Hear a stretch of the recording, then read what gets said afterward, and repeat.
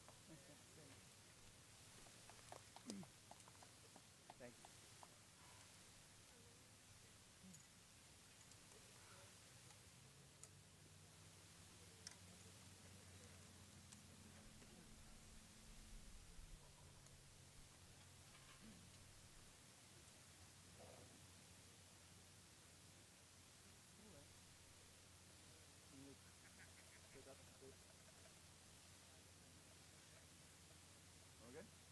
All right. Oh, we got so much time. There we go. Thanks.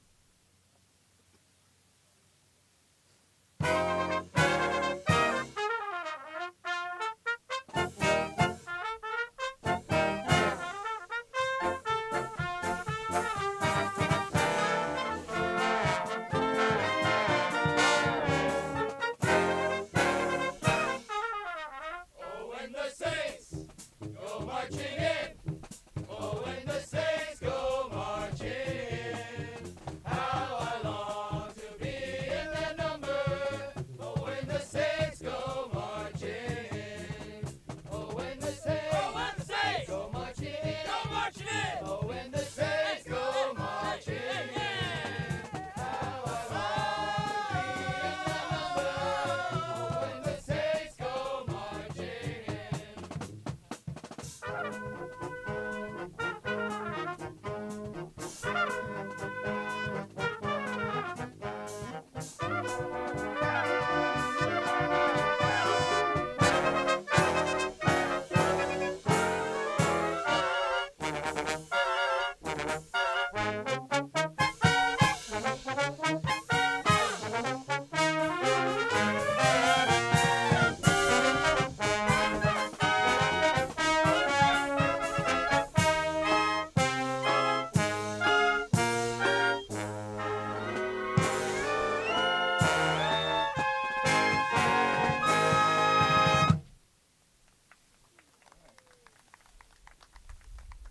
Announcement? All right, ladies and gentlemen, we are going to begin our program in 10 minutes. We have a tight schedule today, a lot of great things planned for you, and we don't want to have to rush through it, so we are going to start on time, as close to straight up noon as we can. So start thinking about finding your seats. You got about 10 minutes to do that, and then we're going to kick everything off up here on beautiful Mount Soledad. Glad you're here.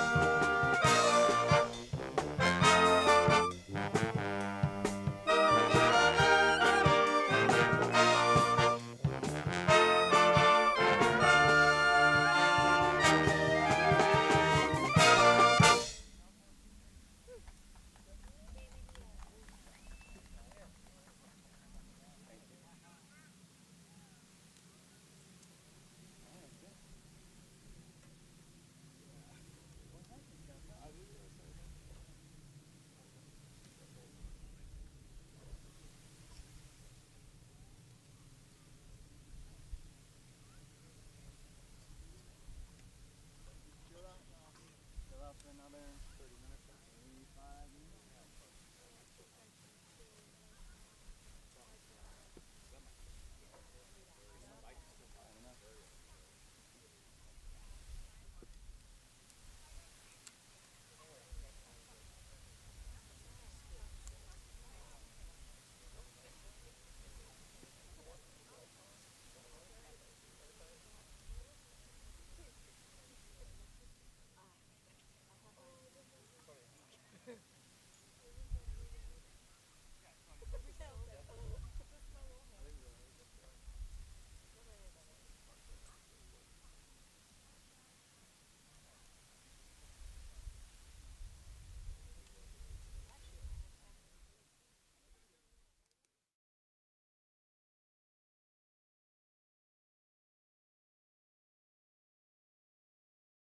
Boat or so if you go out of off-roading, you know, ATV, right?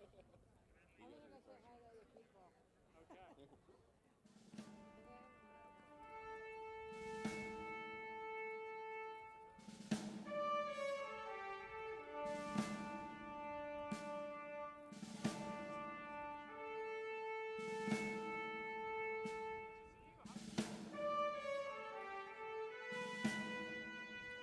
Another heads up. Folks, we got about 5 minutes until our program starts, about 5 minutes. We appreciate you all being out here this morning. We know some of you haven't seen each other in person, maybe since the last time we were out here. We know you want to visit. We'll give you a chance to continue those conversations after the program today, but we do want to try to start on time. So if you can please find your seats, we'll appreciate that, and we will get started here in just about 5 minutes.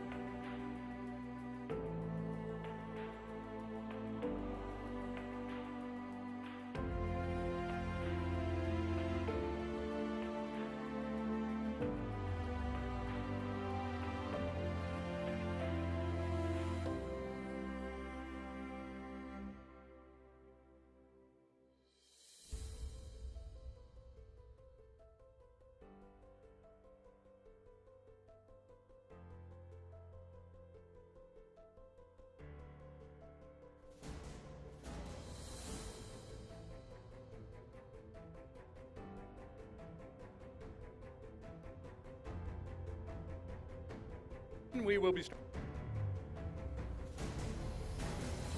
the program, so please take your seats.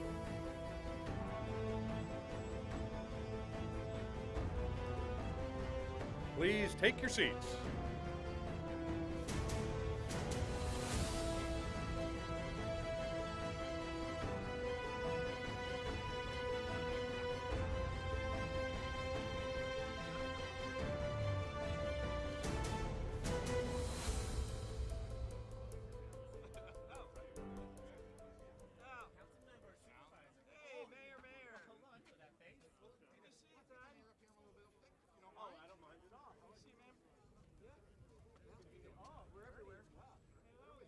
Standing by.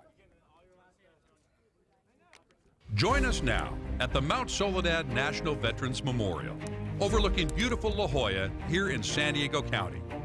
Welcome to our Veterans Day event as we honor our Army, Navy, and Air Force Nurse Corps.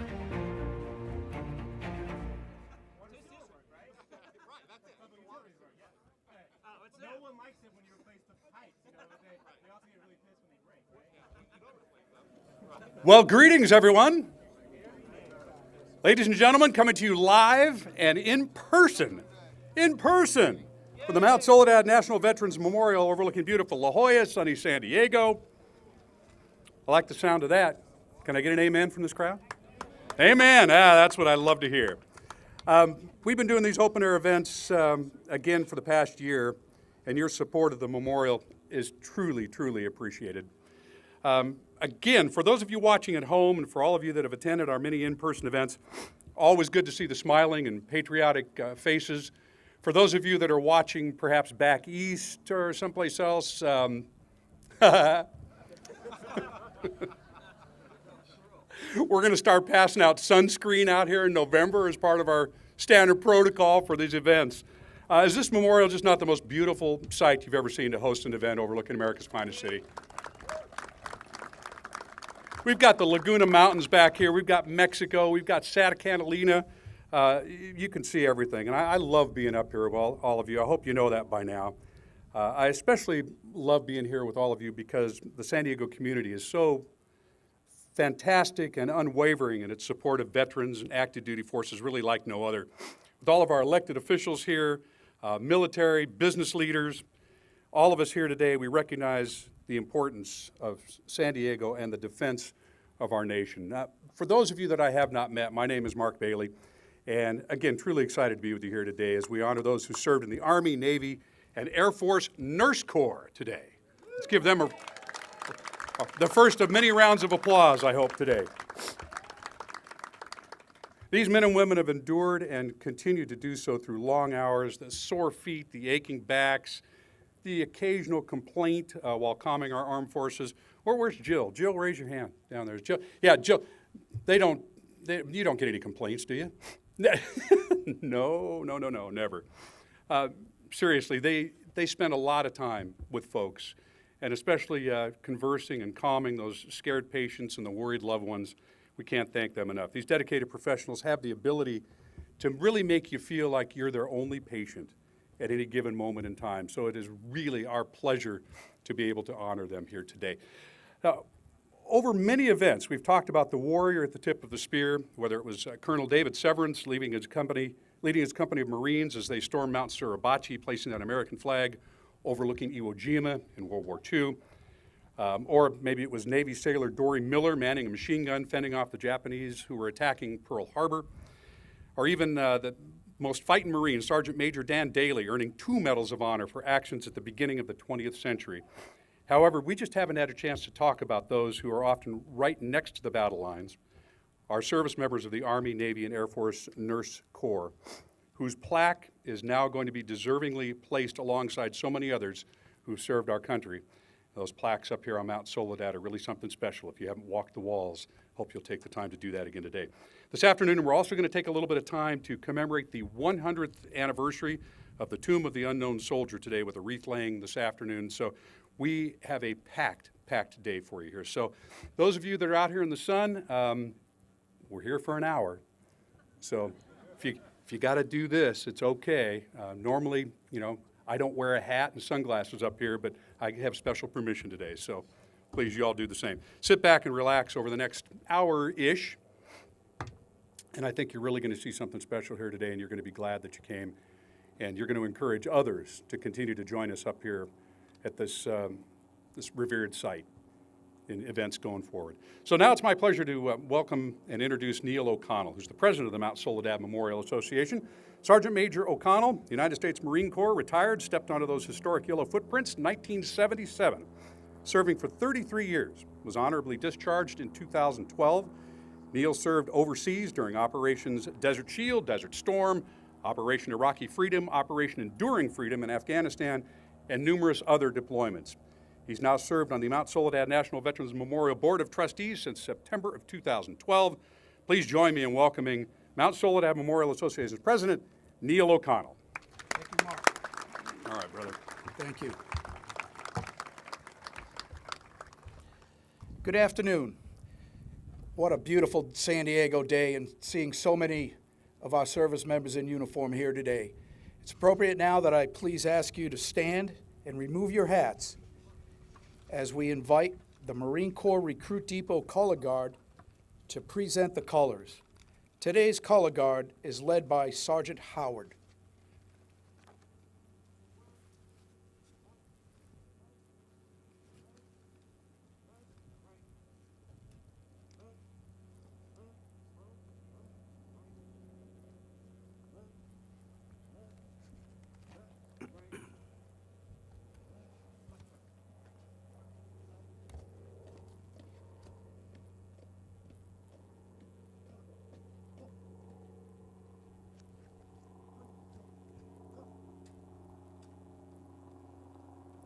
We are now pleased to welcome someone who has been instrumental in the success and part of our Mount Soledad Memorial Association team.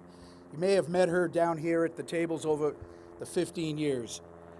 I'd ask Ms. Denise Larkin, our business operations manager, to join me for the Pledge of Allegiance. Thank you. I pledge allegiance to the flag of the United States of America and to the republic for which it stands, one nation, under God, indivisible, with liberty and justice for all. Thank you, Denise. And now, please remain standing as an amazing singer, Kina Mapanaho, will join me at the podium to sing our national anthem. All right, Kina, welcome back. Oh, say, can you see by the dawn's early light what so proudly we've hailed at the twilight's last gleaming, whose broad stripes and bright stars through the perilous fight o'er the ramparts we've watched were so gallantly streaming, and the rocket's red glare, the bombs bursting in air, gave proof through the night that our flag was still there. Oh, say does that star-spangled banner yet wave?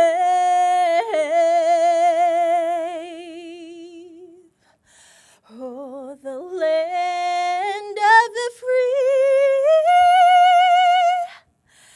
and the home of the brave.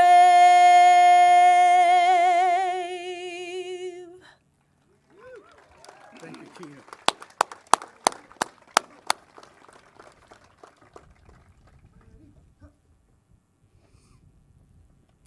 Thank you, Kina. Kina is a nurse at Sharp Memorial, and we thank you for your diligent work. You go above and beyond the call of duty each and every day. Please remain standing as the color guard retires the colors. Color guard, retire the colors.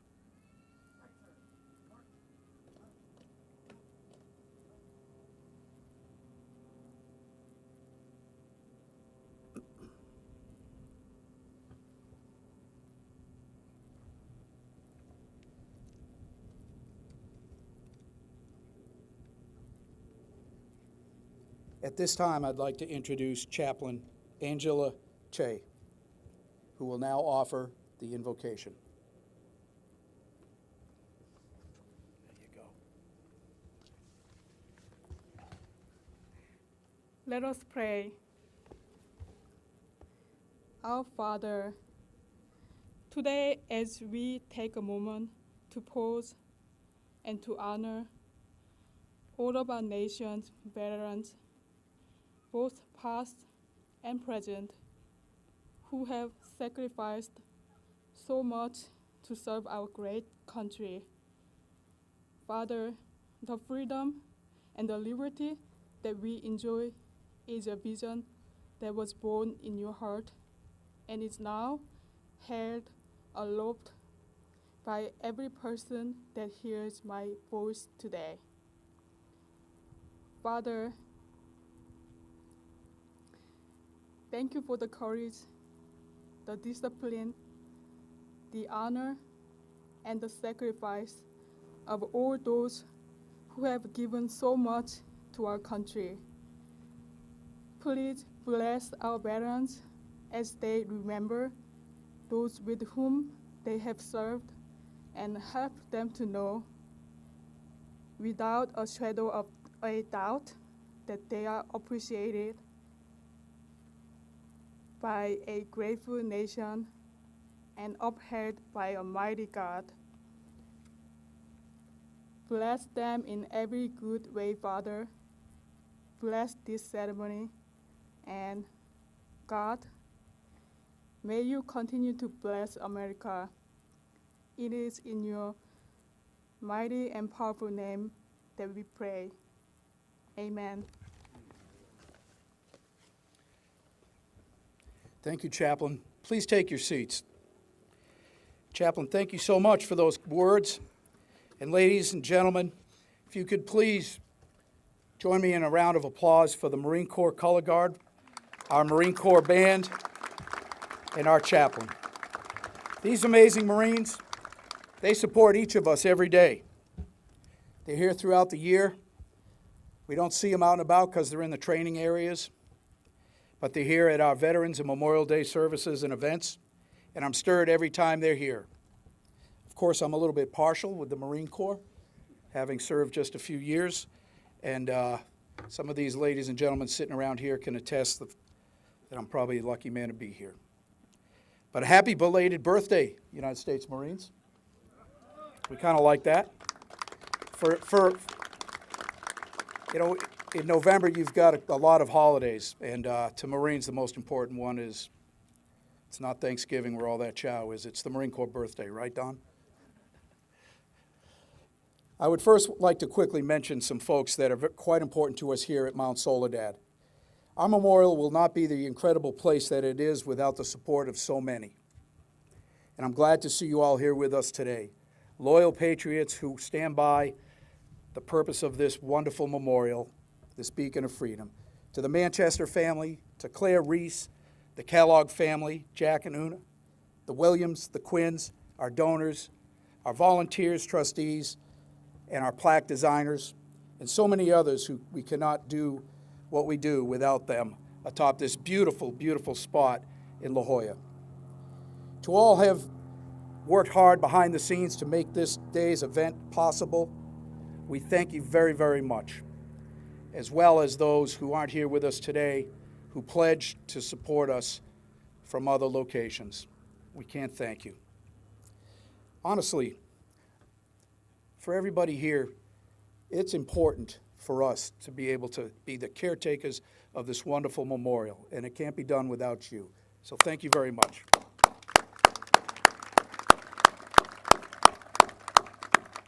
Also, thank you to those folks that are online right now as we're streaming live.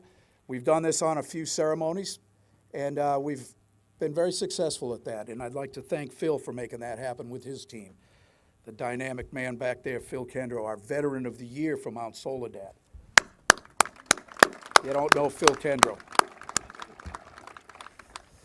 Surrounding me this morning are granite walls at Mount Soledad Memorial, and they're adorned with over 5,200 plaques of both living and deceased veterans. Originally, this memorial was dedicated in 1954, honoring veterans of 2 world wars, and at the time, the most recent conflict, the Korean War. But this morning, I would like to talk to you about a couple of those that served in the Nurse Corps who adorn these beautiful walls.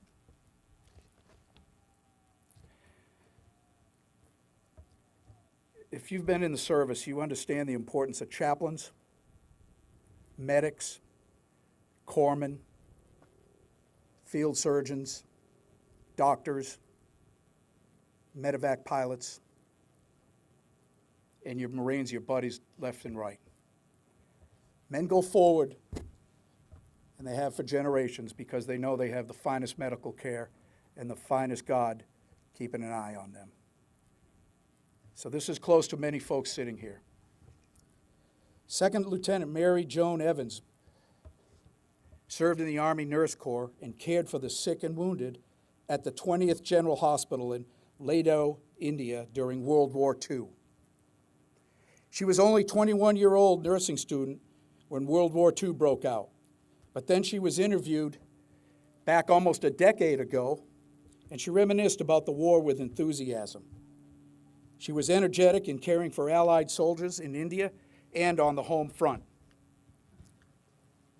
I never thought I'd see so many men crying, grown men sobbing and crying. They thought World War I had been a war to end all wars. But it wasn't.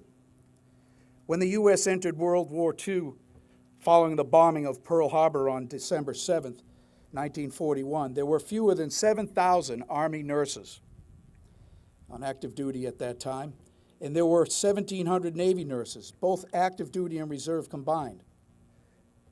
But by the end of the war, there were over 59,000 Army nurses and 11,000 United States Navy nurses. They served out on the battlefields, on ships, everywhere around the world, wherever conflict was. There's another United States Navy nurse I'd like to talk about, and that is Navy Captain Ray Mary Leff. She served during Vietnam War, and she served as a Navy flight nurse on aeromedical evacuation aircraft aboard the naval hospital ships and in numerous stateside naval hospitals.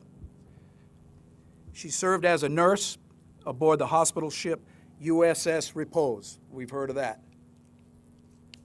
Anchored off the coast of Vietnam, Captain Ray Mary Leff treated casualties airlifted from the field by helicopter. While she was not in harm's way, she witnessed the effects of combat through the patients that she served and took care of. And this, in turn, greatly affected her. It was a 19-year-old Marine with shrapnel wounds that finally took a toll as she stayed there caring for him. She broke down during a point towards the end of her 6-month tour. Her ship was brought into the Gulf of Tonkin as the aircraft carrier, the USS Forrestal, had burst into flames. Her and her staff helped out the 33 burn victims in over 77 deaths from that fire on that ship. The entire incident, though, has left a blank spot to help her heal through the horrible images that she witnessed. It's a sight that far too many nurses, doctors, corpsmen, and medics must witness. The great horrors of war, still maintaining their composure at the side while doing their best for the well-being and care of their patients. Excuse me. During Vietnam, there was an estimated 8,000 to 10,000 nurses that served during that conflict. Most Vietnam-era military nurses were in the Army, with smaller numbers serving in the Navy Nurse Corps and a handful in the Air Force. The average age was just 23 years of age, but some nurses were as young as 20, and a few were in their 40s. They were dedicated, and when they knew the call to deploy came up, they ensured they were there. Many of these nurses were recruited directly out of nursing school. Only 35% had 2 or more years of nursing experience when they were commissioned. The Vietnam War was the first major conflict to use the helicopter to transport wounded quickly to the medical facilities. Sometimes a man would be in the hospital receiving medical care barely half an hour after he had been wounded. This new medevac system saved the lives of thousands of men in previous conflicts would have died. They've been waiting on the battlefield for medical assistance. In many cases, medics and corpsmen, were killed as well. Because of this phenomenon, Vietnam nurses were faced more patients and more severely wounded men than they had seen in previous conflicts. These nurses were required to make quick decisions on who was to be treated first and what type of treatment they would receive. A much more autonomous state than nursing in the States, where they were expected to follow a doctor's orders and nothing more. Combat nurses typically would work 12, 14, 16-hour shifts, 6, sometimes 7 days a week, depending on operational requirements. And when a mass casualty incident occurs, like any major battle, those 12-hour shifts could easily run to 24 to 36 hours.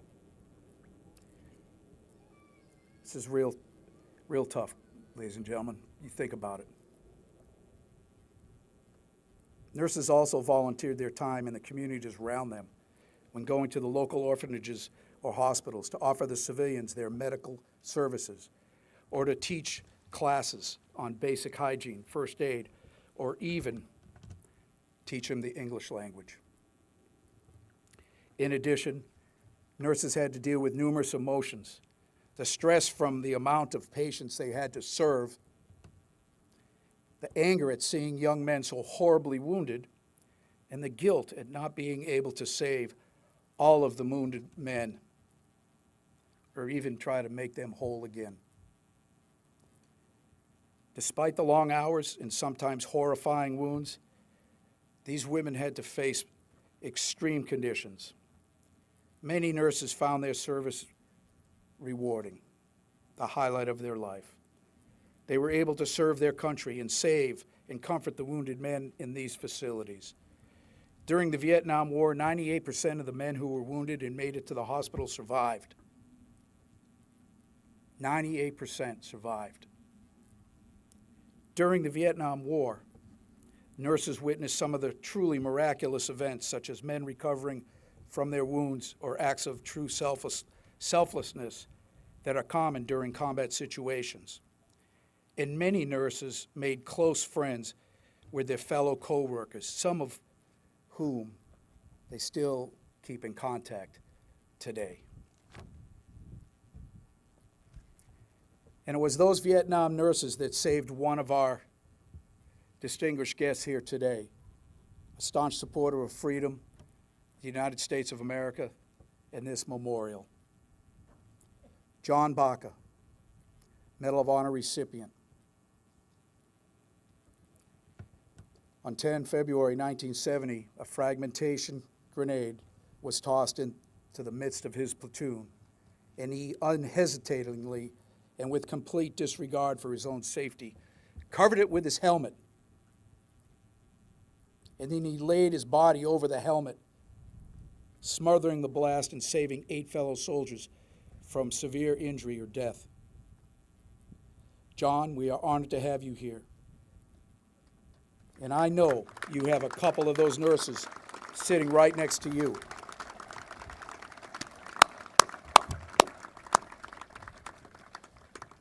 John's nurses are here. John is here.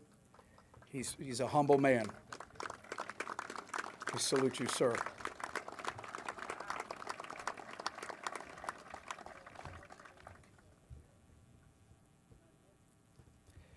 So we are honoring the Nurse Corps today.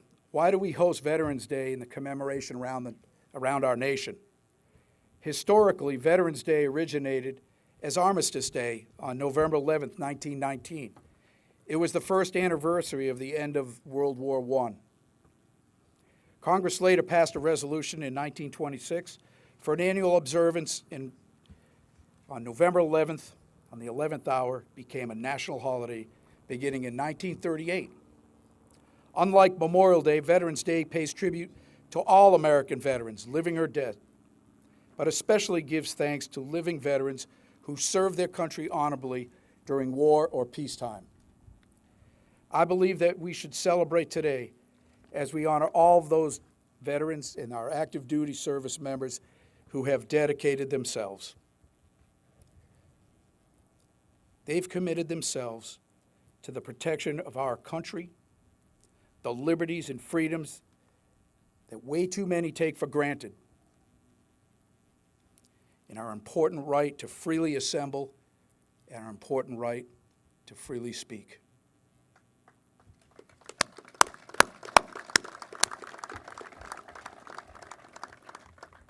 Those armed servicemen and women, each of them, will continue to ensure that the United States is a beacon of freedom around the globe.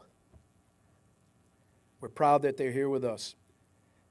We're proud to honor them on the walls of this magnificent memorial. In regards to this wonderful memorial, I'd just like to share with you a few things that have taken place. You know, we partner with a few sporting organizations in town here, San Diego Gulls. We honor veterans in a Gull Spotlight. We have great relationships with all our military leadership around the community, interacting with servicemen and women here at the memorial on a daily basis. We continue to support groups like the Warrior Foundation Freedom Station. We just had up here over 300 motorcycles that rode down from Orange Coast Harley, and we ended up having a fundraiser that day that raised about $60,000 for that program. We're pretty proud of that. We also work with Honor Flight San Diego in helping our World War II veterans get back to D.C. to see the memorials. We have a great partnership with them, and we're proud of that. We look forward to the next time we can host our World War II Greatest Generation men and women here at the memorial. There's been a lot of other good things going on. We had to do some technical work here at the memorial with some little things such as security cameras. Thought we'd never see the day, but we've got that running.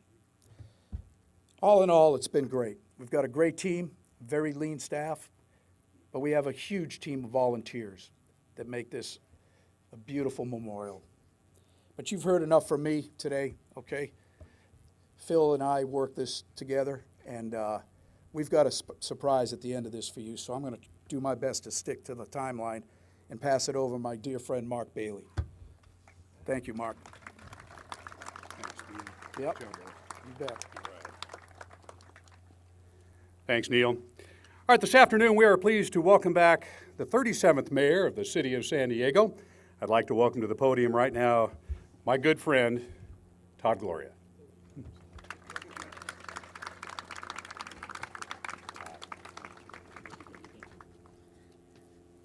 Thank you so much, Mark, and good afternoon, everybody. I want to be quick, but I also want to be meaningful. And I want to thank Neil for his great words, the Mount Soledad National Veterans Memorial, the entire board for their service to our community, for creating this national shrine that we all get to enjoy. Probably most importantly, I want to thank all of you for being here. You could be anywhere.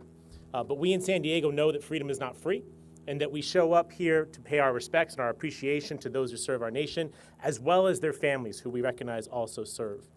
I'm joined today by a number of my fellow elected officials. I want to in particular call out City Council Member Joe LaCava, whose district we're in today. Joe, thank you so much for being here and representing our City Council. I also want to acknowledge our local military leadership, and of course, there are two mayors in town, me and Admiral Barnett, who is here with his wife, our Navy mayor. Thank you both for being here. Absolutely. And I acknowledge those who are here, but I have been coming to this and to Memorial Day at this National Shrine for many, many years. And this is the first year that I don't see my friend Stu Headley sitting in the front row. Many of you know that Stu was the longtime president of our Pearl Harbor Survivors Association. Stu passed away earlier this year. It is a huge loss to look out into this crowd and not see his white windbreaker with all the patches, the puka shells, the lei, and his incredible style and smile and just happiness. And so I want to remark upon that. And while that leaves my heart very heavy, I will tell you that I am positive today and optimistic because there's a new generation of veteran leaders who are stepping up to serve. Folks like Neil, Nathaniel Donnelly, Phil Kando, others who are coming together to make sure that the legacy that Stu and his generation of veterans created continues on in this community. So to all of the currently serving veterans in our community, thank you so much for your leadership and for taking up Stu's mantle and keeping the city moving forward.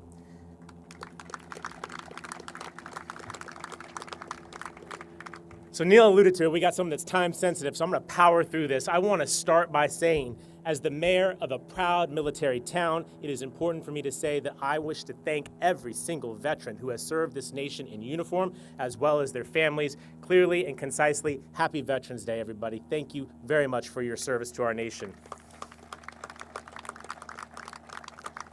And lest we forget, although you're here, so I'm thinking you probably know this, we are a proud home to more than 240,000 veterans.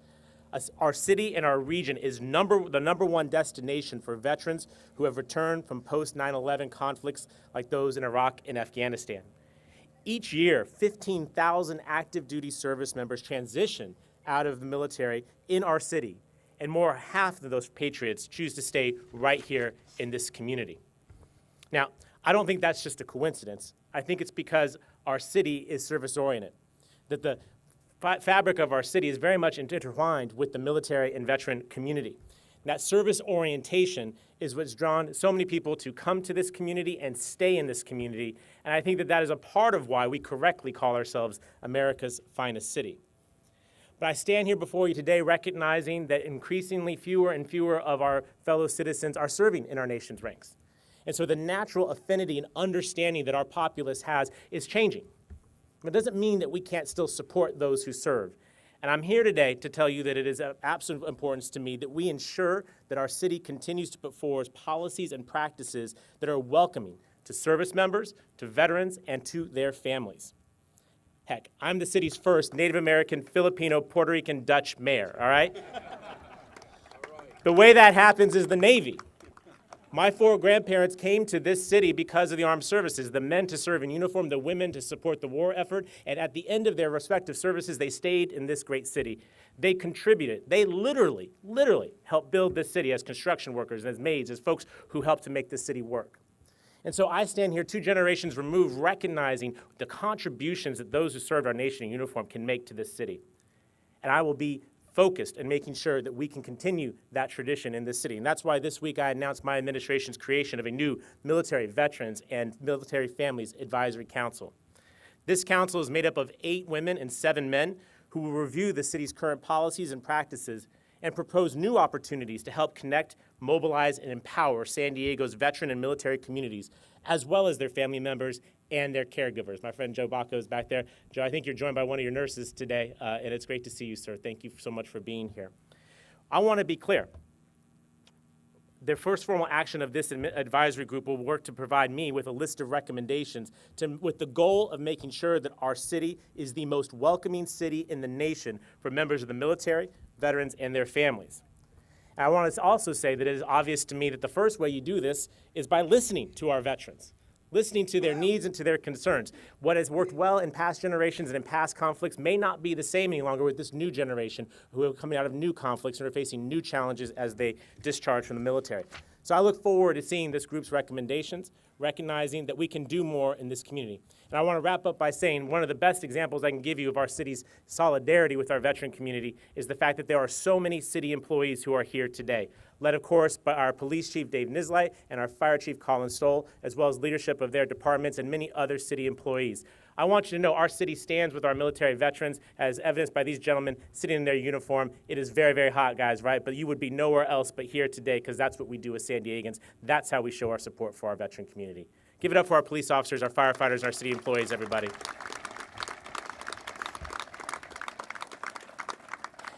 It is hot. There's not enough shade up here. Some of you have bottles of water. Please see some of the folks if you need anything. We don't want anyone passing out. I just want to conclude by saying that I want to thank each and every one of you for being here today. It is important to be here today. It's important to show up and express our thanks. This view is incredible. And all of us recognize that this is given to us by those who have served, those who have given us our freedom, our ability to sit up here today as free American citizens. Let us never, ever forget the sacrifices made by those, the Joe Bacas, the Stu Headleys, the Neil O'Connells, all the folks who have helped to make this possible. We as a city are eternally grateful. Thank you all very much.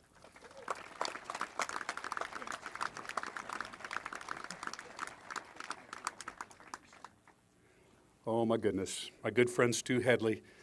Double sad for me today because usually I see him here and then I see him every Saturday night at church. And you could always count on Stu to give a big old amen. Sometimes not appropriately, but I'm kidding. I think we all love that guy, and he represents everything great about this country and our service members. Gosh. I'd like to bring up now Supervisor Jim Desmond, good friend of the memorial. And Jim, if you could come on up, say a few words, I'd sure appreciate it. County Board of Supervisors in 2018, previously Mayor of San Marcos, 2006 to 2014. This guy knows how to serve. Thanks, Mark. Thank you. Thank you very much. All right. Well, thank you, everyone. I know you didn't come here to listen to politicians, so I'll be shorter than the mayor, that's for sure. But, I want to thank all of you in the Mount Soledad Memorial Association, for a beautiful event today, honoring our nation's veterans, and particularly the nursing corps here today. And it's an honor for me. I was an enlisted man in the Navy. To be here and celebrate with so many high-caliber career military people and officers as a lowly enlisted man, it just gives me goosebumps just to be here and be here amongst you and with you and honoring all the veterans that have served throughout our course as a country. But as a U.S. Navy veteran, I deeply care about all the veterans and the military in here in San Diego County. Now, I only spent 4 years and 3 days in the military, but I learned a lot. And this holiday is special to me because I reflect on the things that I learned while I was in the service and how I can apply those and have been applying them throughout my adult life and throughout my career and throughout my parts in the community. And the one that resonates most with me today is the power of synergy and teamwork. So in the military, whether you were in a platoon or you're in a unit or you're in a brigade, you served and worked, we all served and worked as a team effort. We learned how to be a team player. It wasn't about me, it was about us. It was about us doing our job and getting the right thing done and accomplished. And so one of the memories that I do have, I would say, here working on, I was an aircraft electrician here at North Island working on S-3s in the late 70s. And one of the teams I was on the nuclear weapon loading team. Now, thank God we never had to use a nuclear weapon, but we used to drill, and I was part of that team. And my job was to make sure the aircraft was able to safely accept and deploy from the aircraft. And so I would go around the aircraft with different test equipment and things like that, making sure that all the points were working, and then I was part of the team that would actually hoist the weapon up to the aircraft. I was out on the USS Kitty Hawk in the South China Sea, and they told us we were practicing with a real weapon. And to have all the Marines were around us and making sure, basically I didn't screw up, but to make sure that we did the right thing. And as a team, we worked together. So we were able to do that. So those type of team accomplishments we learn in the military. And I think it's today in our country a very crucial time that we work together as a team as well. So I think as a nation, we need to remember we're all in this together, and we can accomplish great things when we utilize the power of a team and not just me. So I know our veterans are well aware of this lesson, and it's that character that really makes them, our veterans, some of the best people and the best citizens in our communities and in our county. So I'm proud to support our veterans of San Diego County as they thrive as business owners, coaches, teachers, leaders, and even volunteers who are willing to step up and help in the community in the ways that we've learned through the responsibility and discipline that we got while we were in the military. So thank you for all of the sacrifices you've made, for dedicating your lives to our freedoms. We are eternally grateful and very proud to support you in every way, in every day that we can. Thank you to the veterans that are here today. Thank you. Thanks, Mark. Thanks. Thank you, and thank you for your time in the Navy. Non sebi sed patria, not self, but country. You're a pilot also, aren't you? Yes. Yeah, I think Phil wanted me to pull the pin out of this one and just roll it into the room, the discussion of who was a better pilot, the Navy or the Marines. But ponder that. I wasn't a pilot in the Navy. He says, I wasn't a pilot in the Navy. All right. Through the ages, one of the consequences of warfare has obviously been the large numbers of unidentified dead. Sometimes unidentified remains resulted from poor record keeping, the obvious damage that weapons of war inflict on bodies, or the haste required to bury the dead and to mark grave sites. In the United States, prior to the Civil War, unidentified remains were often buried in mass graves. During and after World War I, however, Americans debated whether bodies should be repatriated. With more than 100,000 U.S. casualties compared to fewer than 3,000 in the Spanish-American War, repatriation from overseas obviously much more challenging. In fact, France and Great Britain, which suffered significantly higher casualties and more unknown dead than did the United States, actually barred repatriation of their citizens' remains. So to ease some of the grief of their citizens, France and Great Britain each repatriated and buried one unknown soldier on Armistice Day, November 11th, 1920. The following month, New York Congressman and World War I veteran Hamilton Fish Jr. proposed legislation that provided for a special tomb to be built in the Arlington National Cemetery. The purpose of that legislation to bring home the body of an unknown American warrior who in himself represents no section, creed, race, or of any kind in the late war, and who typifies moreover the soul of America and the supreme sacrifice of her heroic dead. In October 1921, 4 bodies, unidentified U.S. military personnel, were exhumed from different American military cemeteries in France. On October 23, 1921, the 4 caskets arrived at the City Hall of then Chalon-sur-Marne, France. Early on the morning of October 24, 1921, Major Robert P. Harbold of the Quartermaster Corps, aided by French and American soldiers, rearranged the caskets so that each rested on a shipping case other than the one on which it had arrived. Major Harbold then chose Sergeant Edward F. Younger to select the unknown soldier. Sergeant Younger selected the unknown by placing a spray of white roses on just one of the caskets. From France, the USS Olympia transported the unknown soldier's casket to Washington, D.C., and on November 11, 1921, the unknown was placed on a horse-drawn caisson and carried in a procession through Washington, D.C. and across the Potomac River. A state funeral ceremony was held at Arlington National Cemetery, and their new memorial amphitheater hosted that. And the unknown was interred in the tomb of the unknown soldier. Originally, the tomb of the unknown soldier consisted just of a simple marble slab. The tomb sarcophagus is now decorated with 3 wreaths on each side panel, north and south. On the front, east, 3 figures representing peace, victory, and valor. The back, the west side, features the inscription, "Here rests in honored glory an American soldier known but to God." Each year, millions of people from around the world visit the tomb of the unknown soldier. Some visit to honor military service and sacrifice, some to mourn a loved one, and some because of the tomb's historical and national significance. This week, it was actually open to visitation to the general public.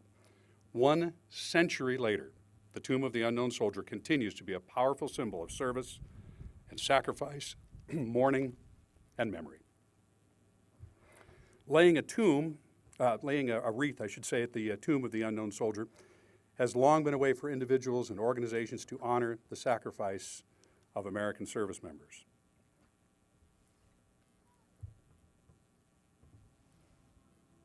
Presidents, politicians, public figures, and foreign dignitaries have all paid their respects in this way. Honor flights, such as we have here in our audience today, almost always visit the tomb of the unknown soldier and sometimes lay wreaths. We will be symbolically mirroring that occasion before you now, as Gold Star family members David McCune and his daughter Rachel will now place a wreath of white tea roses, symbolizing the same white roses that Sergeant Younger would place on the unknown soldier's casket 100 years ago.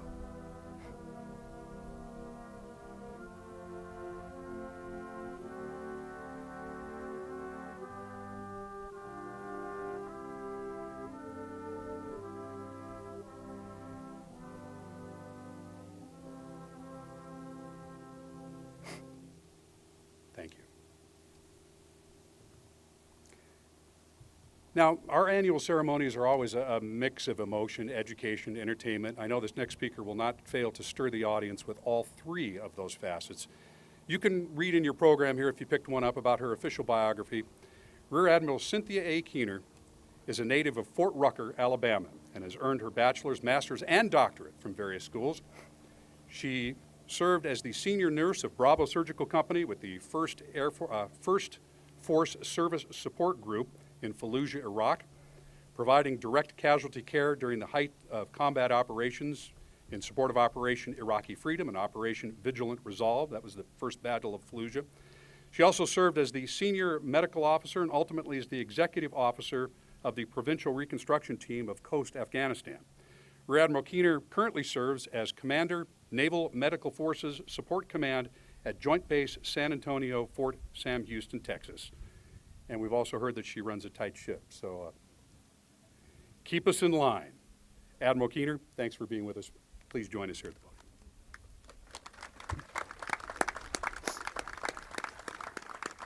Thank you, ma'am. Thank you, Mr. Bailey. Mayor Gloria, apologies.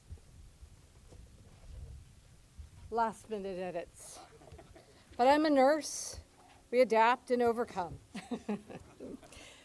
Starting over. Thank you, Mr. Bailey, Mayor Gloria, San Diego County and city officials, Vice Admiral Weitzel, Rear Admiral Howard, fellow flag officers and general officers, distinguished guests, all military veterans, and most especially my military nurse corps sisters and brothers. Good afternoon and welcome. To the Mount Soledad National Veterans Memorial Association and President, Mr. O'Connell, thank you for this incredible honor. I am humbled and grateful for the opportunity to focus this year's tribute to the many thousands of veteran nurses from our nation's Army, Navy, and Air Force Nurse Corps. It is timely and fitting that this year's commemoration feature military nursing service. This is the World Health Organization second year in a row dedication as the International Year of the Nurse and Midwife. This serene setting is a perfect place to acknowledge our collective gratitude in honor of our nation's veteran nurses. Many of their heroic actions and achievements are subdued in the quiet and humble spaces of shared stories and lived experiences. Military nurses were called to serve in every armed conflict of our nation, well before they were formally recognized in their respective services. In 1775, the Commander-in-Chief of the Continental Army, General George Washington, called for female nurses to tend to the sick. After 2 years, the pay for these original Army nurses was increased to $8 per month and 1 daily ration. During the Civil War, nurses served in military hospitals of both the Confederate and Union armies. Louisa May Alcott, author of Little Women, was among them. And she wrote about clinical indications for separating patients well before many tenets of modern nursing practice were established. At the onset of the Spanish-American War, contracted Army nurses were recruited from religious orders and early iterations of the Red Cross. Military nurses served at home and abroad, including Cuba, Puerto Rico, Asia, and aboard the hospital ship Relief. The Army Nurse Corps was officially established in 1901 as a permanent corps of the Army Medical Department. Navy nursing had similar origins. The establishment of the Navy Nurse Corps in 1908 by the Sacred 20 nurses was challenged from its beginning. The second superintendent, Lena Sutcliffe Higbee, for whom 2 combatant naval warships have been since named, led her Navy Nurse Corps through World War I and the influenza pandemic of 1918, a global pandemic that claimed the lives of 50 million people worldwide. Bearing full witness to the unspeakable horrors of war while rendering compassionate care to the ill, gravely injured, and mortally wounded, the all-female Army and Navy Nurse Corps also faced uphill and discriminatory battles in pursuit of basic features of military service, including pay, rank, and even uniforms. Our modern Air Force Nurse Corps emerged from the Army Air Forces, or AAF, born out of necessity with the need for specialized skill in aeromedical care and evacuation. In 1943, Army Air Forces nurse Lieutenant Elsie Ott, along with only 1 medical technician, successfully completed the first strategic aeromedical evacuation of 5 patients from Karachi, India, to Bowling Field, Washington, D.C. Equipped with little more than a first aid kit, Lieutenant Ott ensured the safe transport of her patients over 11,000 miles, spanning 6 days. Lieutenant Ott was the first female and nurse to earn the Air Medal for her distinctive service. The demand for nurses of all services branches surged during World War II. As previously mentioned, with Navy and active reserve nurses peaking at 11,000, the Army Nurse Corps surged from 7,000 to a force strength of more than 59,000 nurses. Navy nurses served throughout the Pacific, caring for significant battle casualties on both land and at sea, while Army nurses served under fire in field hospitals, aboard hospital trains and vessels, and as Army Air Force flight nurses, assisting in air evacuation for more than 1 million patients. By the end of the war, with segregation still in place, only 516 African American nurses had served. 16 Navy nurses and 67 Army nurses were held as prisoners of war by the Japanese, and 201 Army nurses perished, 16 as a result of enemy action. Over 1,600 Army nurses were decorated for meritorious service during World War II. In spite of their heroic and gallant actions on the front lines, military nurses would wait until 1947 to achieve regular commissioned officer status in both the Army and the Navy. The Air Force Nurse Corps was officially established 2 years later in 1949. Between 1950 and 1953, the many fierce battles of the Korean War challenged military nurses as casualties amassed. Nurses served in mobile Army surgical hospitals or MASH units, while Navy nurses served on land and at sea aboard hospital ships. Proximity to the front lines kept nurses working beyond their scope of practice, applying advanced skills in remote settings. Modern principles of trauma care specific to blood transfusion, vascular surgery, and expedient evacuation were established during the Korean War, and military nurses were critical to improved care and survival rates. Army Nurse First Lieutenant Mary C. Quinn, assigned to a MASH unit, remarked, "The nurse must be armed to fight, just as the soldier, sailor, or Marine. The nurse's weapons are knowledge and skills that can be employed to wage war on disease and injury, wherever these calamities have laid low a man, woman, or child." Retired Rear Admiral Maxine Condor, director of the Navy Nurse Corps from 1975 to 1979, was a lieutenant, junior grade, in 1953, when she served aboard USS Haven, a hospital ship stationed at Incheon, South Korea. Last month, on October 18, 2021, Rear Admiral Condor passed away at the age of 95. Might we pause for a solemn moment to reflect on those nurse veterans who are no longer with us today. Thank you. The first male nurses gained access to the Army and Air Force Nurse Corps in 1955, and the Navy commissioned its first male nurse a decade later in 1965. All of the services utilized male nurses during the Vietnam War. In more than 11 years of buildup and conflict, nurses cared for casualties in theater while continuing to staff U.S. and European hospitals. In addition to trauma, diseases such as malaria, fevers, hepatitis, and gastrointestinal disorders were a common source of morbidity and mortality in Vietnam. Penetration and blast injuries from assault rifles, rocket-propelled grenades, booby traps and mines accelerated the evolution of trauma care. Wounds were complicated by contaminants of dirt, organic shrapnel, and both human and animal excrement prevalent in attacks near waterways and paddy fields. Shock trauma units and critical care nursing were the standard, vice the exception. Whole blood administration and advanced surgical techniques saved lives on the battlefield, while the demands on all military nurses for adaptive innovation, independent and critical judgment, resourcefulness, and resilience were unrelenting.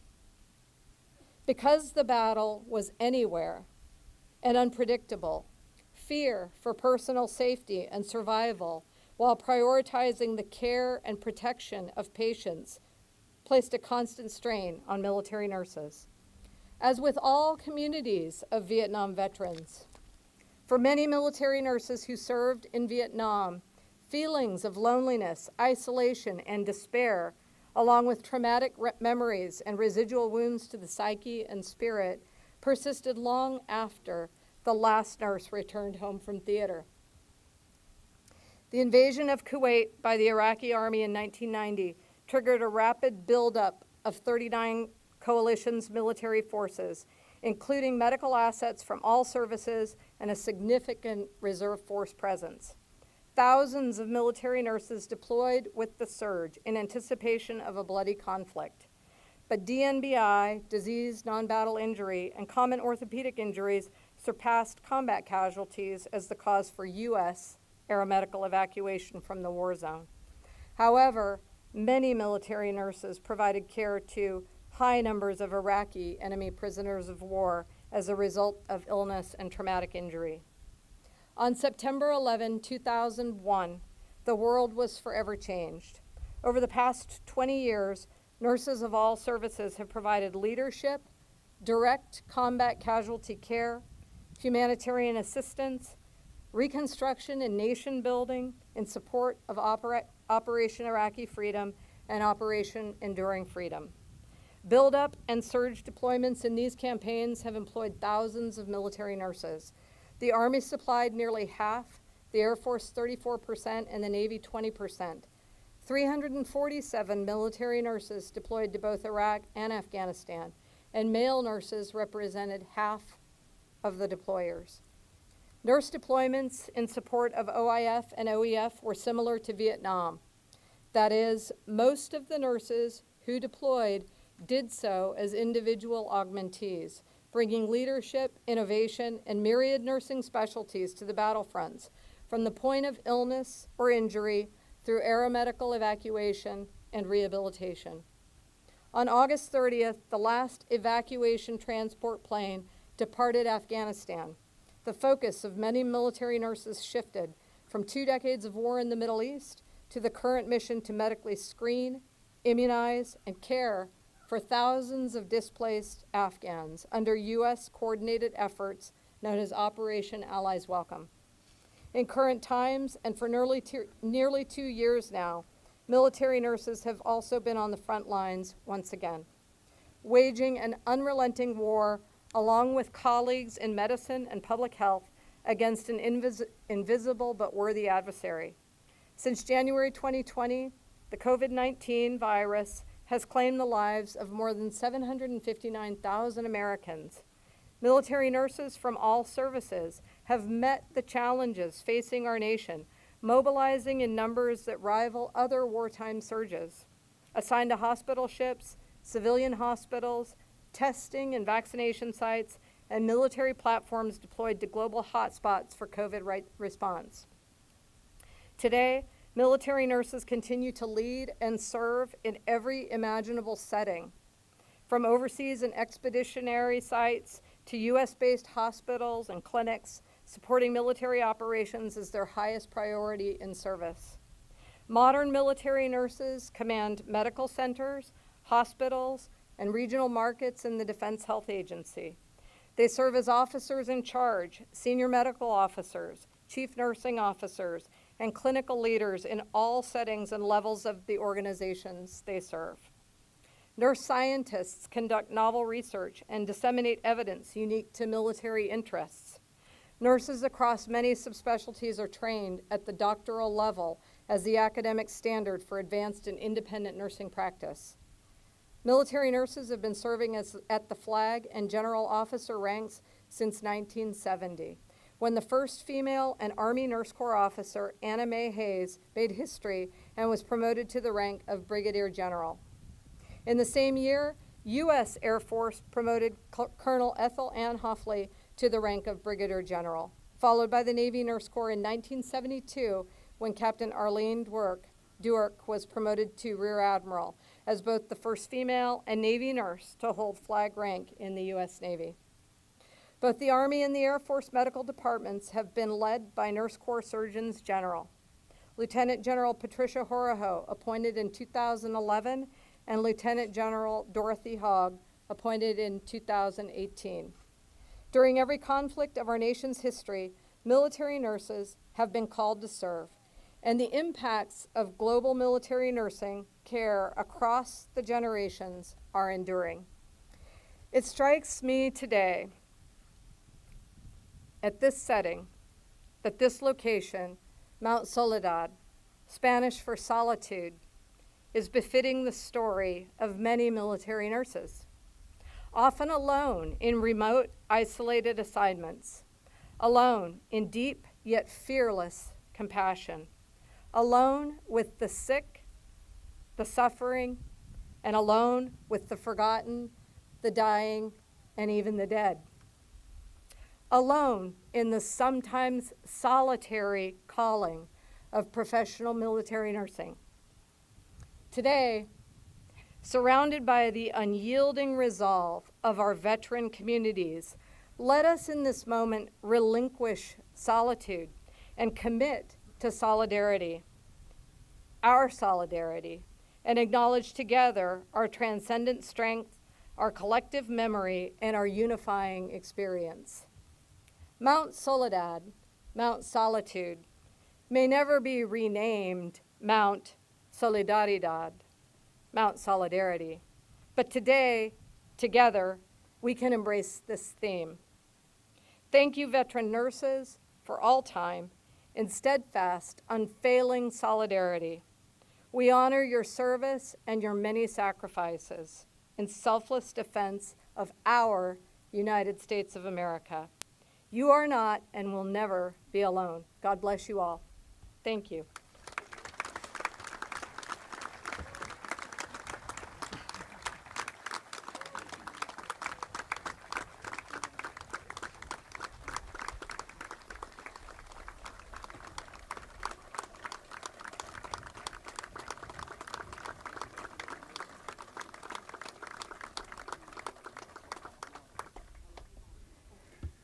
All right, ladies and gentlemen, today we are again fortunate to have the San Diego Salute Formation Team participate in our event. These local professional pilots are a mixture of private owners, military veterans, and have performed at many air shows and events in the Southern California region. Today, once again, the team is led by Navy veteran John Flipper Flippin in his 1960s T-34 aircraft. On his wing today are a whole bunch of folks, as you're going to see here in just a few moments. Got our forward controller calling them in. John Flipper Flippin, 1960s T-34 aircraft, was born in Fort Smith, Arkansas. Paul Kessel, also flying an RV. Not a recreational vehicle. If you'd like to stand, ladies and gentlemen, you'll get a really good view. Now would be a good time. Mike Reardon is up there. Brian Smith is up there. as is Chris Link, Mike Moloko, John Russell, and Doc Curtis Stinnis, all up here in our flyover today.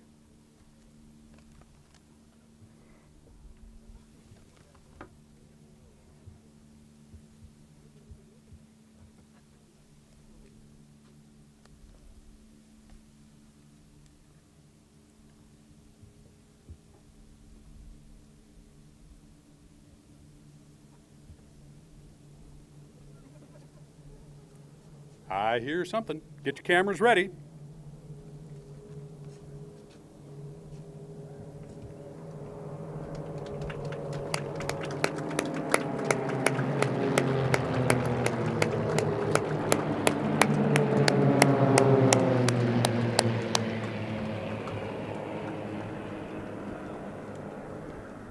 I can't even begin to tell you how awesome that is. They will be back. You may want to remain standing. The San Diego Salute formation team is now going to present the missing man formation. And if you've been here with us for this before, you know this is a pretty special event. Perhaps the most expressive and solemn aerial maneuver that can be flown. It signals to those here on the ground the losses incurred during the last mission. It signifies the holding of a place of honor and gratitude for fallen comrades. As the formation approaches once again, you'll see one of the wingmen pull up and out of the flight and head west, leaving a hole in that formation as they pass overhead. That one open spot, the missing plane in the formation, represents the missing man. As they fly west, you'll note that the pilot pulls up and away from the formation, signifying the reluctant departure from Earth of another brave warrior and the return of his soul to God's gift of eternal peace in heaven. Now today, we're going to dedicate this missing man formation to a dear friend of ours, Bob Phillips, who passed away this past Sunday evening peacefully in his sleep. Bob worked with many awesome San Diego groups, including the San Diego Zoo, SeaWorld, San Diego Gas and Electric, and the Padres. He was a Navy veteran, a true force of nature for this great memorial. One of our trustees and past event organizers that always look forward to the missing man formation. So this will be in honor of Bob. I can tell you that Bob was the guy who initially approached me and started talking to me about what was going on up here on Mount Soledad. And thanks to that blessing, I've been able to be out here for many of these events. And thanks to Bob and the trustees here, my father has a plaque over here on the wall, and we'll talk about that same wall here in just a few moments after the missing man formation.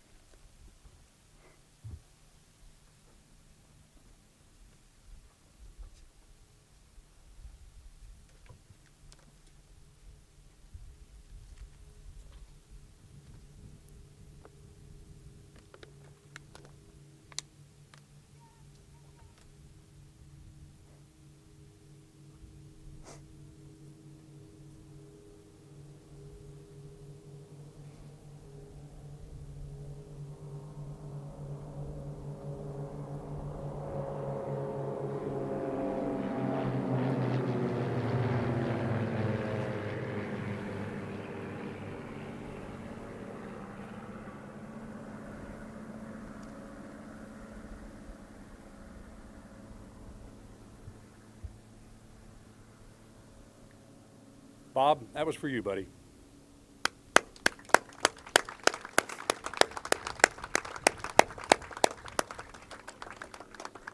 You can be seated. We've got just a couple more treats for you here. And they are cool. We're now going to unveil a plaque replica honoring the Army, Navy, Air Force Nurse Corps, a plaque that the audience is going to be able to view after the ceremony. Now, I alluded to this wall back here behind me, to my left, to your right. Just as you come in, if you come straight up the driveway and don't turn right or left, you'd run right into it. And my father's on that wall as well, Lawrence Bailey. The actual plaque, again, is located, just to be specific, on the wall F, southwest side of the memorial, designated with a veterans display on top of the wall. So please go back by and enjoy that. Mount Soledad Memorial Association President and CEO Neil O'Connell, being joined by Rear Admiral Keener.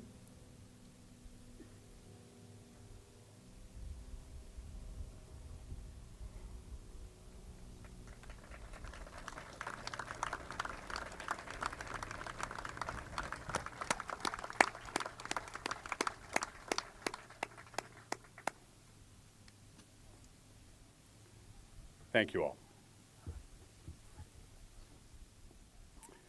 Well, as cool as everything has been so far, well, cool is probably not the right word. As awesome as everything has been so far, we've got last little surprise for you here. When I call your group, I'd like you to stand and be recognized.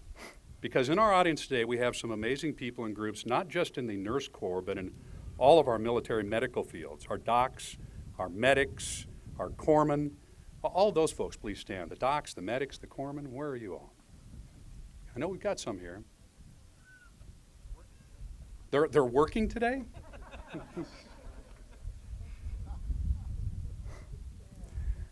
All right, our military medical and nurse corps personnel, if you served in OIF or OEF or the Global War on Terrorism, would you please stand?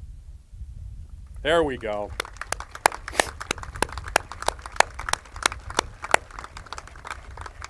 Thank you.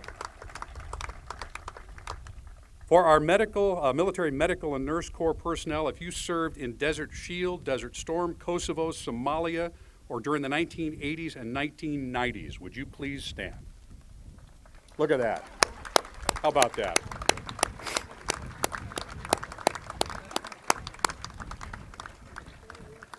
Thank you and God bless. For our military, medical, and nurse corps personnel, if you served in the Vietnam War or through the 1960s or 70s, please stand. Wow.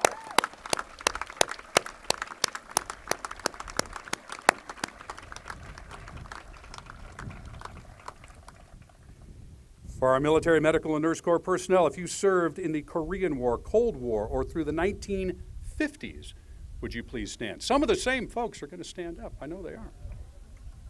Where are they? Well, give them a round of applause.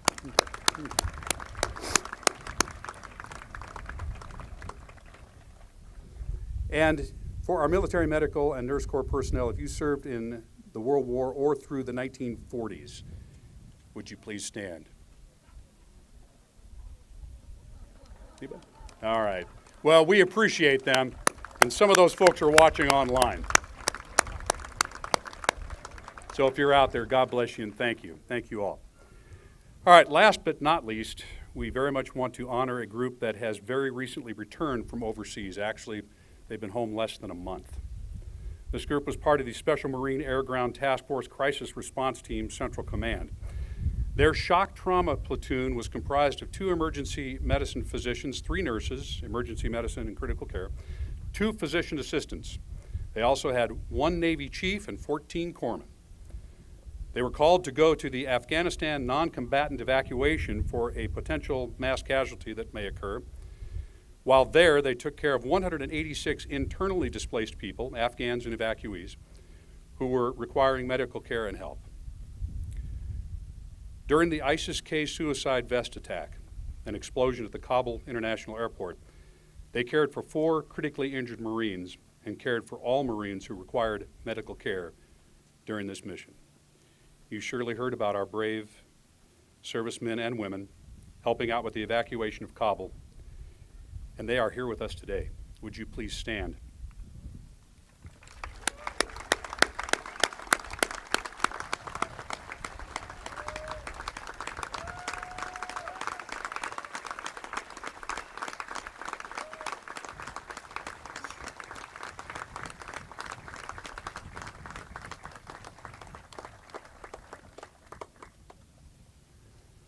Neil, I stole all the good stuff. Up to you to close us out, brother. Well done, sir. Well done, Mr. Bailey, as always. Got to just process that for a minute. These are special people. That's a special calling. God bless you.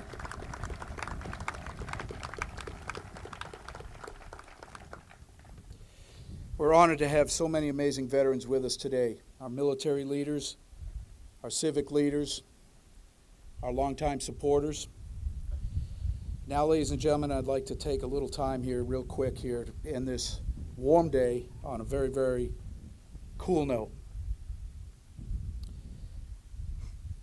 Not only is Mount Soledad National Memorial a home to many veterans with the plaques, but we get visits by veterans on a daily basis. We have a great core of docents and volunteers who share the story of our wonderful memorial and the veterans. Rear Admiral Keener, thank you for joining us today, ma'am. Your words were very inspiring and touching. Came all the way in from Texas. We certainly appreciate that travel to be here. The Marine Band San Diego and the Marine Corps Recruit Depot Color Guard, it's always great to have you back with us in your dress blues, looking like $1,000,000 over there. And I know you're not hot at all right now because you Marines train hard. To our national anthem singer, Keena, you truly make us very proud. We also salute and appreciate all of the pilots from the San Diego Salute Formation.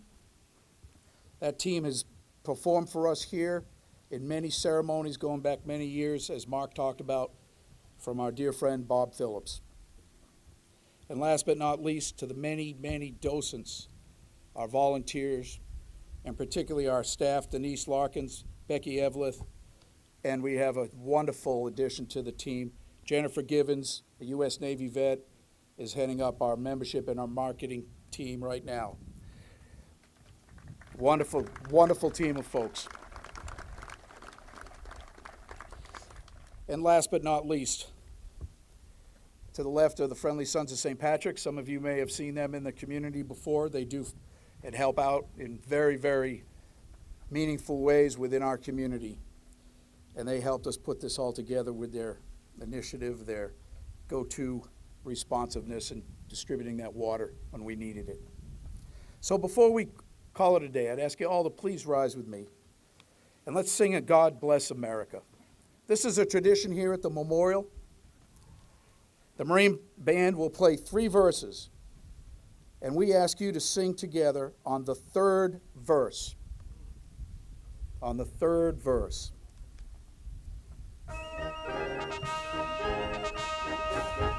Think about it.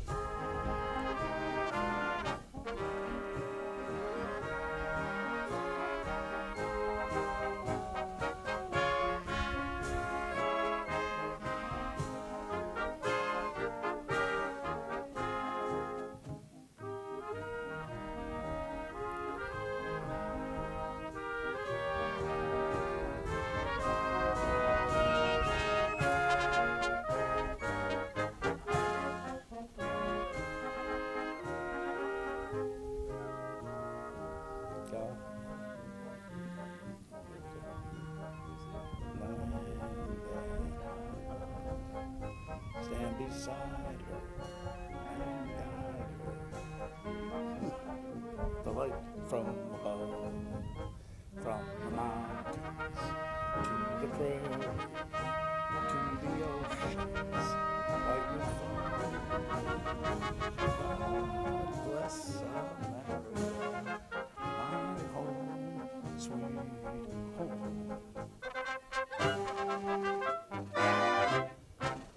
Hold up.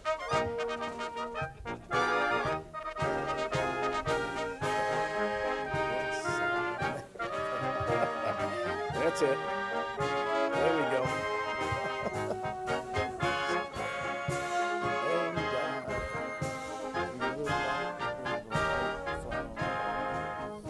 From the mountains to the prairies, to the ocean, like we're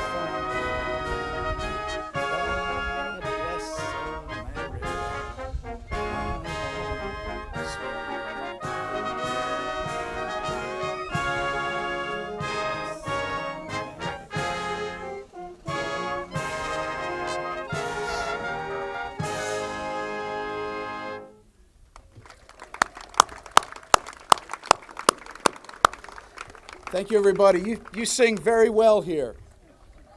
Very well. That 3rd verse, I think, stumped a few of us, me included. I've got a couple of Marines up here trying to help me out with the right count here. Thank you. But before we break here, our Chief Nurse of the Air Force, Brigadier General Janine Ryder, was kind enough to share some closing thoughts for us today. Today we come together as a nation to celebrate and honor our past and present veteran heroes. In a time where social connections are strained due to the ongoing pandemic, it is imperative we ensure these sacrifices are never forgotten. Every veteran, regardless of branch of service, has answered this great nation's call to serve the American people. Veterans of our nation's wars carry both physical and invisible wounds, and today at Mount Soledad, we honor those living as well as those who have passed. We stand here today mourning, celebrating, and reflecting on the sacrifices of our veteran heroes, and especially to their families and friends, we thank you. May we all take a moment to pause and reflect on those who answered the call to serve and continue to honor the legacies remaining in those we left behind. Thank you, General Ryder, for those great words, and thank you to all of you for joining us today. God bless you and your families. God bless our veterans. God bless the United States of America, our great nation. Thank you for being here, ladies and gentlemen. Thank you very much, friendly sons, Mr. Kapitansky, Phil Kendro. He's in the back here. He doesn't want to be recognized because he's a humble. Thank you very much.